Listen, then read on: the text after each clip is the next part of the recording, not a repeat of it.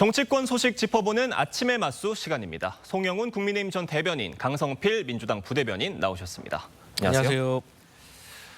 헌법재판소가 전원 일치로 한덕수 권한대행이 지명한 이완규, 함상훈 후보자에 대한 효력을 정지하는 결정을 내렸습니다. 결국 헌재의 판단에 요약을 해보면은 권한대행에게 헌법재판관 후보자를 지명할 수 있는 권한이 있다고 단정할 수 없다는 거였어요. 어떻게 보셨어요?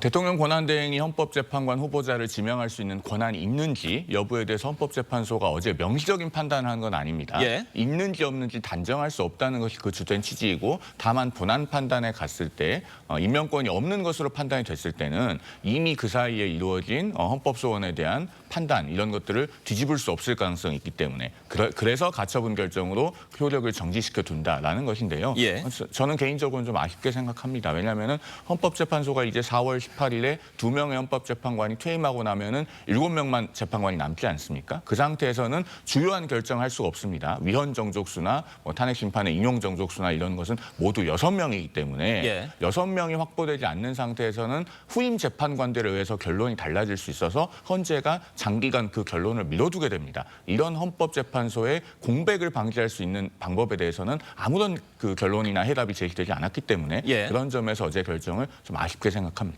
그러니까 결국에 권한대행의 어떤 그 범위에 대해서, 권한 행사 범위에 대해서 명확하게 이제 판단을 내리지 않은 게 어제 판단이었지 않습니까? 그러니까 결국에는 본안에 가서 이 판단이 어떻게 나올지도 좀 예측을 해볼 수 있는 부분이 있습니까? 본안에 가서 헌재가 실제로 판단할 일이 없을 가능성이 높아요. 예. 왜냐하면 이제 대선이 50일이 채 남지 않았고, 예. 그러면은 그 사이에 헌법재판소가 본안 판단을 하지 않으면 후임 대통령이 누가 취임하더라도 대통령 권한대행이 지명한 헌법재판관 후보자는 지명을 철회할 가능성이 대단히 높습니다. 그러면은 헌법재판소는 이미 그러한 행위가 종료되었다는 이유를 들어서 그 본안 판단을 구체적으로 하지는 않고 그 헌법소원 심판 청구는 각하할 가능성이 높다, 이렇게 예상을 합니다. 네, 어제 가처분 판단에 주심은 마은혁 재판관이었습니다. 당시에 마은혁 재판관이 배정이 됐을 때 이게 물론 무작위 추첨을 통한 배정이어서 다만 당시에 굉장히 좀 묘하다, 공교롭다 이런 반응들이 좀 나왔었는데 국민의힘에서는 마은혁 재판관이 사법적 보복을 가한 거 아니냐 이렇게 비판을 하고 있습니다. 어떻게 보셨어요?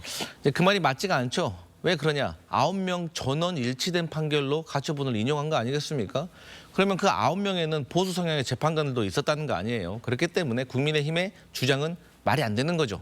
그리고 대통령께서 5년의 임기를 제대로 마치시는 그런 과정에 있었다고 하면 이런 일도 발생하지 않았을 겁니다. 그렇기 때문에 국민의힘이 마은혁 재판관을 공격하는 것은 좀 잘못됐다라고 생각을 하고, 어쨌든 이 대통령 권한대행이 대통령 몫의 재판관을 임명하는 것은 위헌 소지가 다분하다. 이것은 이미 헌법학회에서 다수의 법조계 그리고 이미 국회 입법조사처, 법제처의 주석서에 다 나와 있는 겁니다. 그렇기 때문에 이번에 효력 정지 가처분은 사실 가처분을 함으로 인해서 얻는 이익이 더 크다는 것은 이미 예상된 일이었기 때문에 예. 국민의힘에서는 아쉽겠지만 좀 받아들여야 된다, 이런 생각합니다. 지금 이 가처분 판단이 한덕수 권한대행의 대망론, 이 대망론이 대두된 상황에서, 그리고 또 한덕수 권한대행의 일거수일투족에 대한 여러 가지 해석이 나오는 상황에서 나온 판단이란 말입니다.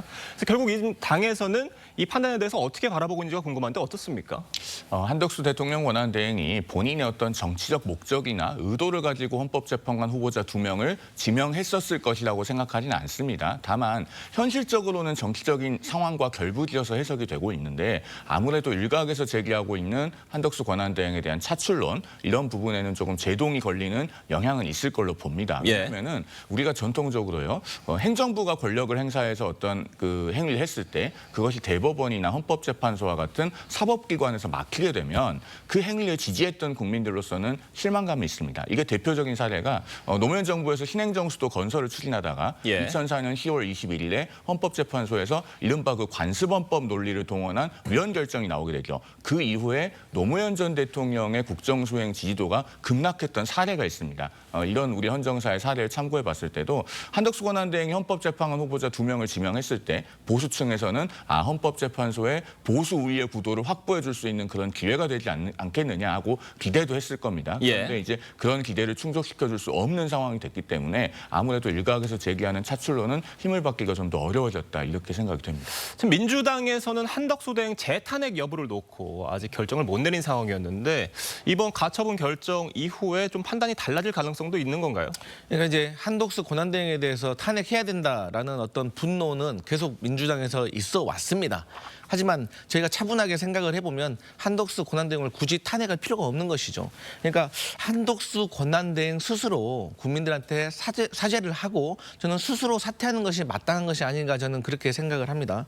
왜냐하면 헌법재판관을 임명하라고 할 때는 임명 안 하고 또 지명하면 안 되는 상황에서는 또 지명을 해서 계속해서 헌법재판소로부터 잘못된 판단이었다라고 결정을 받은 거 아니겠습니까? 그렇기 때문에 저는 이양지사 한독수 권한대행에서 대선에 출마를 할 수도 있는 예측이 이렇게 강해진 상황에서 본인께서 스스로 사퇴하시고 전 대선에 출마를 하셔가지고 국민들의 심판을 한번 받아봤으면 좋겠다.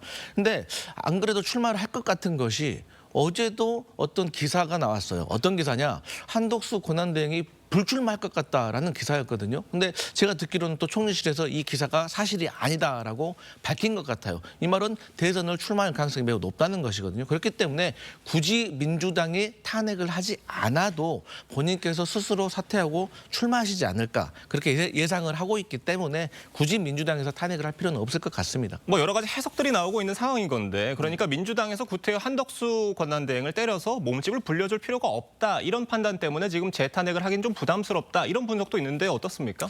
근데 이제 한독수 권한대행을 때리면 몸집이 커진다라는 것은 이번에 한독수 권한대행에게는 적용되지 않을 것 같습니다. 왜냐하면 어쨌든 이번 조기 대선 왜 열렸습니까? 윤석열 대통령께서 탄핵된 거 아니겠습니까? 그런데 3년 내내 처음부터 끝까지 윤석열 정부의 2인자로서 한독수 권한대행이 있었습니다. 그렇기 때문에 저는 이 정치적으로도 사실 책임이 있으면 물러나는 것이 맞는데 또 내가 더 잘해볼게라고 출마를 한다는 것은 국민들이 어떻게 생각하실까? 그렇기 때문에 저희는 그 한독수 권한대행이 좀 제발 출마했으면 좋겠다 이런 입장입니다. 그러니까 한덕수 권한대행이 지금 대행으로서 스스로 자리를 내려놓기는 굉장히 부담스러운 상황으로 추측이 되는 건데 만약에 민주당에서 재탄핵을 통해서 한덕수 대행이 또 탄핵이 된다고 한다면은 결과적으로는 한덕수 대행의 어떤 정치적 선택지가 좀 넓어지는 결과가 나오는 게 아니냐 이런 판단, 이런 분석이거든요. 어떻습니까? 민주당이 참 그동안에 탄핵 소추를 많이 남발해왔죠. 무려 30번의 줄탄핵을 해왔는데 31번째 탄핵 소추는 굉장히 거리낌이 없을 것 같음에도 불구하고 이제는 또 정치적으로 주판화를 굴리면서 그러니까 본인들의 탄핵 소추가 옳지 않아서가 아니라 한덕수 권한대행의 몸집을 키워줄 수 있어서 하지 않겠다라고 하는 것은요. 굉장히 국민을 무시하는 자세죠. 예. 그동안의 줄탄핵에 대해서는 헌법재판소에서도 8명 재판관의 전원 일치된 의견으로 굉장히 준엄하게 꾸짖지 않았습니까? 그럼 그런 것에 대한 반성이 선행돼야 됩니다. 여전히 정치적 계산을 앞세우고 있는 모습에서 참 비애를 금하기가 어렵고요. 지금 상황은 여야가 힘을 합해서 대통령 권한대행이 국정을 안정적으로 관리해 줄 수 있도록 그렇게 힘을 모아야 되는 때입니다. 야당은 탄핵 소추는 감히 거론조차 하지 않는 것이 맞고 또 한덕수 대통령 권한대행도 본인의 거취에 대해서는 국민들이 혼란스럽지 않도록 명확하게 입장을 표명하고 국정 관리에 전념을 해주시면 좋겠다라는 말씀을 드립니다. 네, 이런 가운데 한덕수 권한대행은요. 광주에 이어서 울산을 방문하면서 이틀 연속 지역 산업 현장을 찾았습니다. 영상으로 보겠습니다.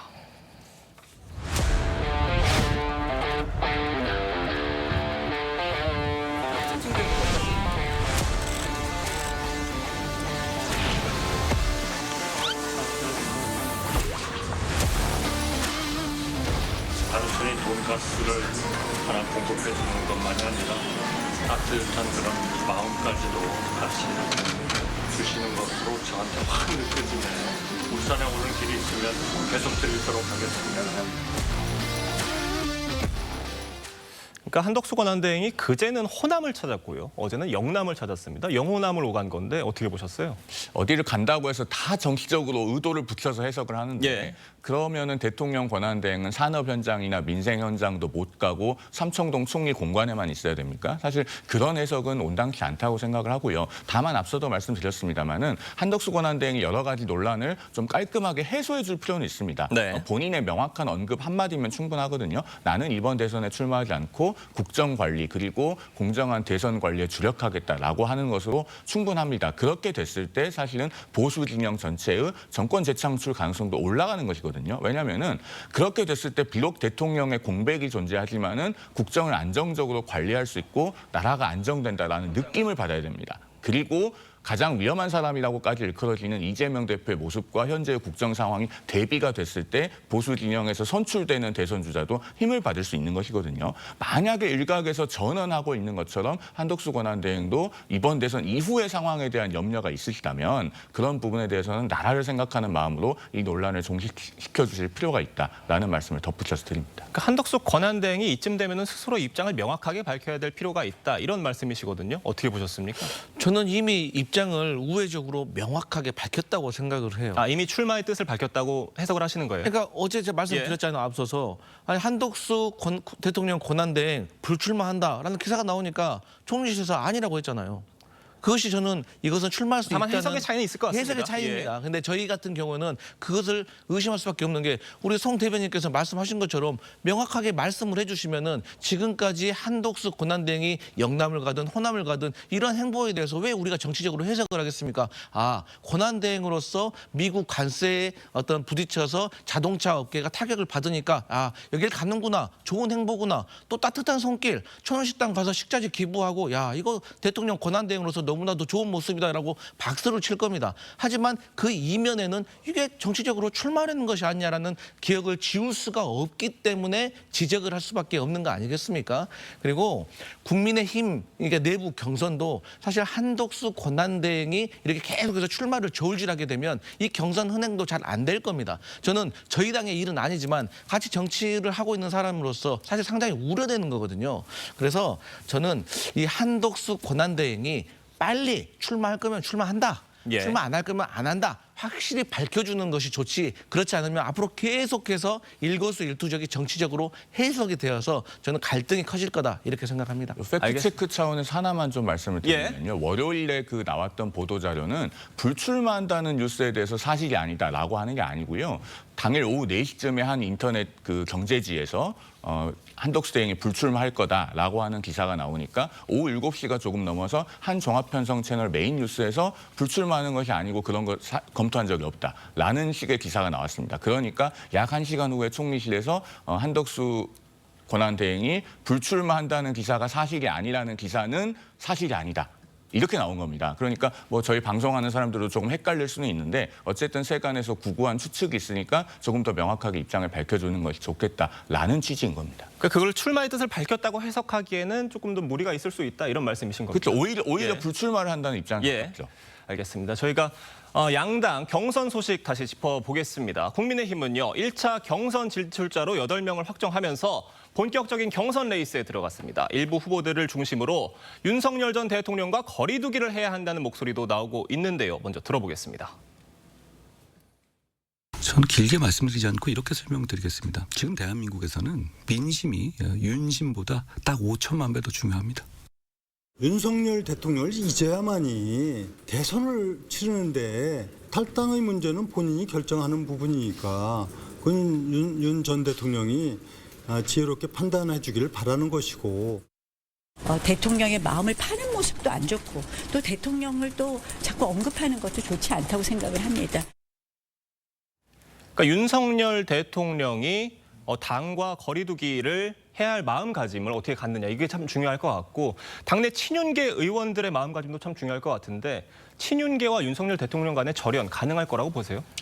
가능하기가 어렵다손 치더라도 예. 지금은 그렇게 해야 되는 때입니다. 헌법재판소는 8명 헌법재판관의 전원 일치로 탄핵을 결정했고 그리고 그 결정문에서 윤 대통령의 비상계엄 선포와 같은 행위는 민주주의와 조화되기 어려운 것이라고 분명하게 얘기를 했습니다. 그리고 우리 국민들께서는 상당수가 그 탄핵 결정이 잘 된 것이라고 동의하고 계시거든요. 예. 그렇다면 민심의 중앙값이 어디에 있는지는 분명합니다. 정당은 국민의 힘을 얻고 국민의 마음을 얻어서 집권하는 것이 목표 아니겠습니까? 그러면은 그 이른바 친윤이라고 불리는 국회의원들께서 윤 전 대통령에 대해서 인간적인 애정이 있고 애틋한 마음이 있다고 하더라도 지금은 윤 대통령과 멀어져야 되는 때입니다. 그리고 제가 방송에서도 그런 말씀을 드린 적이 있습니다만은 지금은 당과 윤 전 대통령이 분리되어야 되는 때이고 윤 전 대통령께서 당을 사랑하신다면은 자발적으로 먼저 당을 자유롭게 해주실 필요가 있다. 저는 그렇게 생각합니다. 지금 이런 주자들의 발언이 내온 배경 중에 윤석열 대통령이 최근 내란 혐의 형사 재판 재판에 가서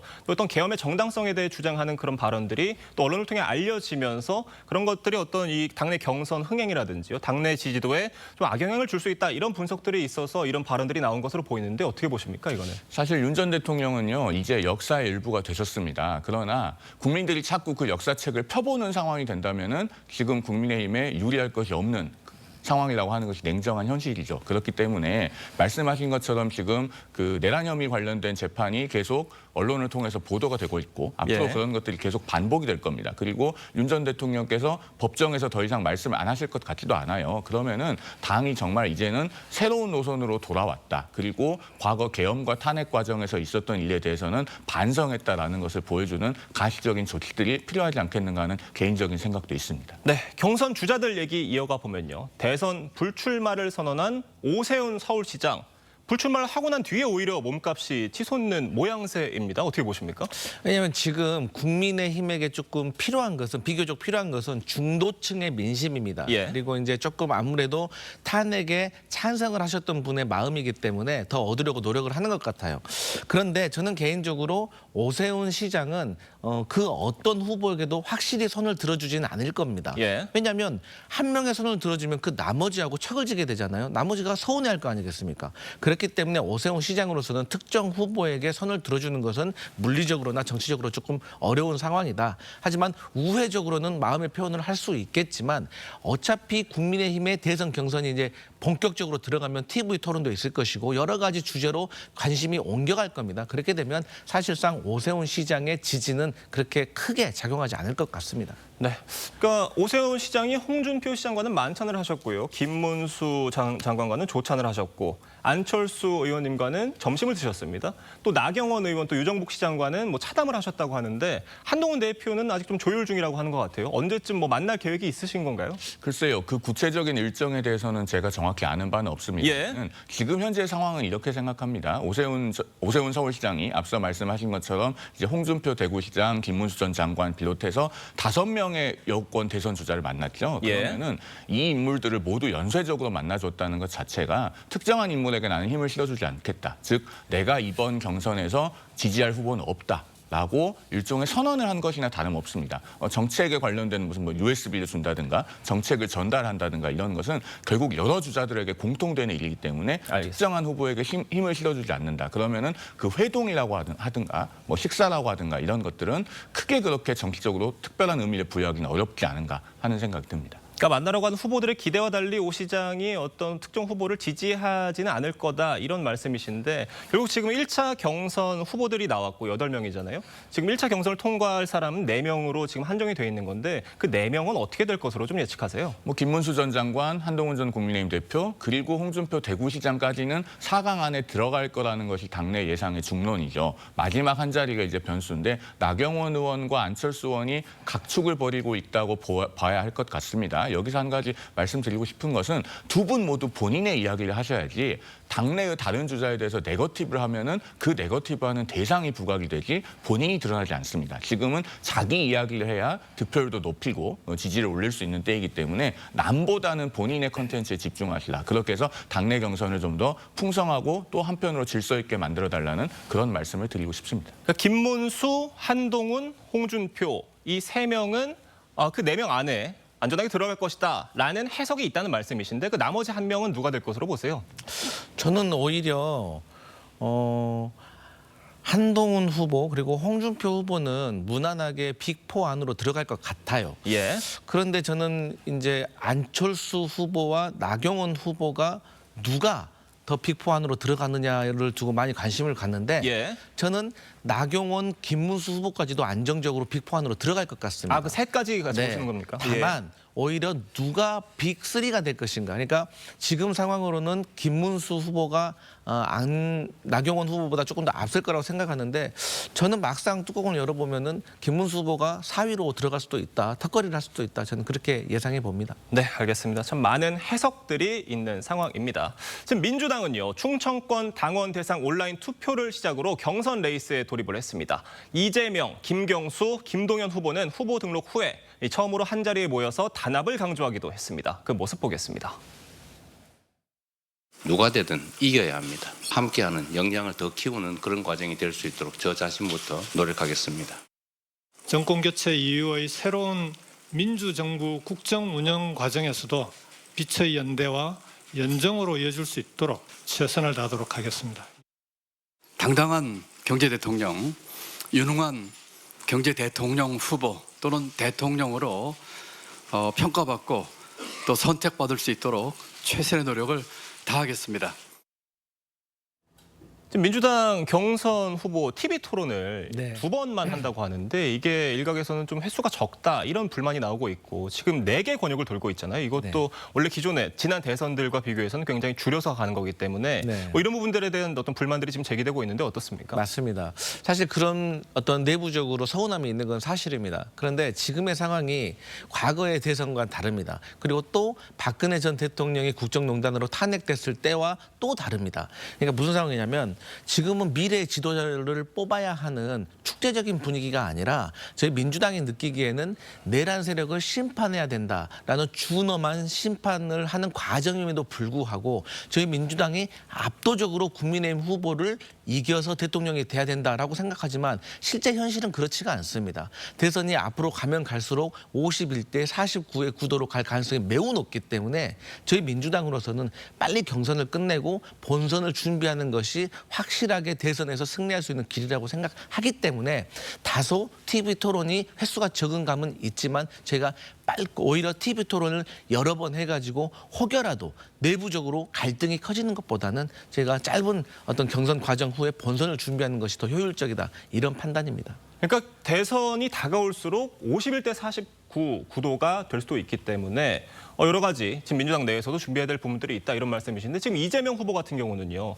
부자 몸조심 전략을 한다 이런 분석들 나오고 있습니다. 그러니까 지금 자기 앞에 대선 가도가 깔려 있으니 좀 더 이제 가는 길에 있어서 조심할 필요가 더 크다. 그러니까 어떤 걸 더 보여준다기보다 조심하는 게 더 중요하다. 뭐 이런 분석이에요. 어떻습니까? 전혀 조심하지 않고 있는 걸로 보이는데요. 왜냐하면 이틀 전에 그 이재명 전 대표가 유시민 씨와 대담한 유튜브 영상이 공개되지 않았습니까? 예. 그 한 번의 대담에서 적어도 3가지 이상의 논란이 될 만한 발언들이 있었습니다. 첫째로 나는 괴롭히는 사람에게 보복한 적이 없다. 이런 이야기를 했는데 그걸 들으면서 아마 많은 국민들께서 아니 그러면 형수 욕설은 무엇이며 민주당에서 지난번 총선에 이재명 대표 체제에서 있었던 이른바 비명 행사는 무엇이냐라고 자연스럽게 떠올리실 겁니다. 그다음에 공수처를 강화하겠다고 했거든요. 그런데 우리 국민들께서는 올해 1월 한 달 내내 공수처가 능력도 실력도 부족하면서 대통령 수사에 뛰어들었다가 온 나라를 어지럽고 혼란스럽게 하는 것을 보셨습니다. 그렇게 실력 없는 공수처를 오히려 무슨 상을 주듯이 강화해야 한다라고 주장하는 것 이재명 대표의 말에 많은 국민들께서 역시 의아하게 생각을 하실 겁니다. 마지막으로요. 공소청과 수사청을 분리하겠다고 했어요. 이것은 검찰의 기능을 해체해서 팔다리를 다 부숴놓겠다는 겁니다. 그런데 이재명 대표가 12개의 혐의, 8개 사건, 5개 재판을 받고 있지 않습니까? 예. 본인을 수사했던 검찰에 대한 사적 원한 때문에 검찰 기능 자체를 마비시키려는 사적 복수를 국가 권력을 이용해서 하려고 한다라는 논란이 제기되기에 충분하기 때문에 저는 이재명 대표가 본인의 말에 있어서 전혀 부자 몸조심을 하고 있다고 생각되지가 않습니다. 뭐 말씀을 해주셔서 지금 이재명 대표가 그 대담 영상에서 네네. 자신은 정치적 보복을 하지 않는다 이렇게 얘기를 했는데 네. 그러니까 이 얘기를 네. 당내 비명계 분들이 들으시기에는 좀 네. 다르게 들릴 수 있을 것 같거든요. 어떻습니까? 네, 맞아요. 그렇게 느끼실 수 있는 분도 충분히 있다고 생각을 해요. 근데 제가 여쭤보고 싶은 게 아니 이재명 대표 마음속에 들어가 보셨어요? 아니, 들어가 보지도 않고 어떻게 그렇게 100% 확신하는 마음으로 사적 복수라고 할 수가 있죠? 검수완박, 검찰의 어떤 기소청 분리 이런 거는 이재명 대표 전에 문재인 정부 때부터 있었던 얘기거든요. 그렇기 때문에 그렇게 과하게 반응할 필요가 없고 그렇게 이재명 대표 때리기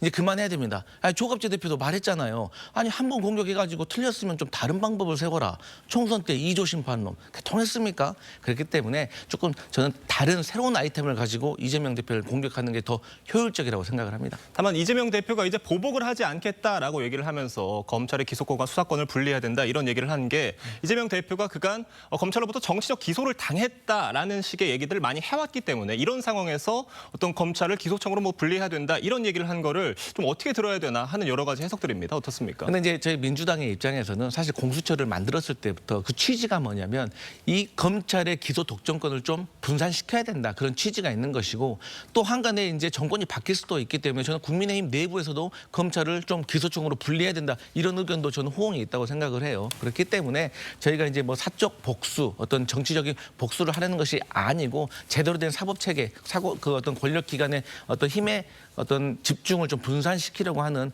어떤 좋은 방법을 찾아보겠다. 이렇게 생각하시면 될 것 같습니다. 네, 2030 표심을 잡기 위한 후보들의 이색 시도도 본격화되고 있습니다. 온라인에서 화제가 되는 컨텐츠를 활용하거나 인기 영화 캐릭터를 내세우는 등 다양한 전략이 나왔습니다. 관련 영상으로 보겠습니다.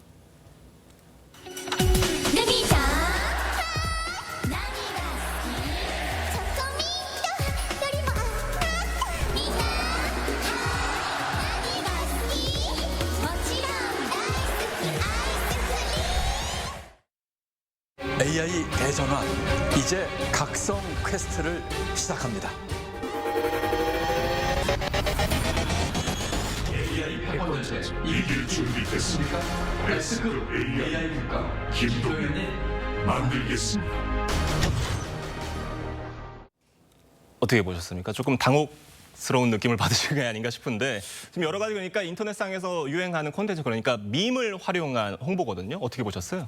모르겠습니다. 이제 저보다 더 훨씬 젊은 세대들은 예. 어떻게 받아들일지 모르겠지만 아직 이제 제가 느끼기에는 조금 어색하다는 느낌이 있습니다. 이제 저런 영상을 만드는 거는 후보의 부족한 점은 좀 채워주고 장점은 이렇게 부각시키려는 그런 의도인데 본인의 평소 이미지와는 조금 많이 다른 모습이 있는 것이 아닌가. 그래서 조금 어색하게 느껴지지만 또 저런 영상을 보고 또 좋게 생각하시는 분도 분명히 있을 거다. 그렇게 평가하겠습니다. 그러니까 뭐 젊은 층의 소구력을 갖기 위한 그런 전략이다라는 건데 뭐 일각에서는 조금 과하다 이런 지적들도 있는 것 같아요. 어떻게 보셨어요? 결국에는요. 정치라고 하는 것은 본인의 컨텐츠가 드러나야 됩니다. 예. 내가 대통령이 됐을 때 또 대선 후보로 선출이 됐을 때 당에는 어떤 도움을 줄 수 있고 또 집권했을 때 국민들께는 어떻게 삶이 나아질 수 있는가 이런 걸 보여드려야 되거든요. 그런데 뭐 퍼포먼스라든가 각종의 밈 영상은 잠깐의 이목을 끄는 데는 도움이 되겠고 특히나 그것이 본인의 지지율 순위가 뒤에 많이 쳐져 있다고 하는 후보로서는 절박한 마음에 그런 유혹을 느낄 수도 있을 겁니다. 그러나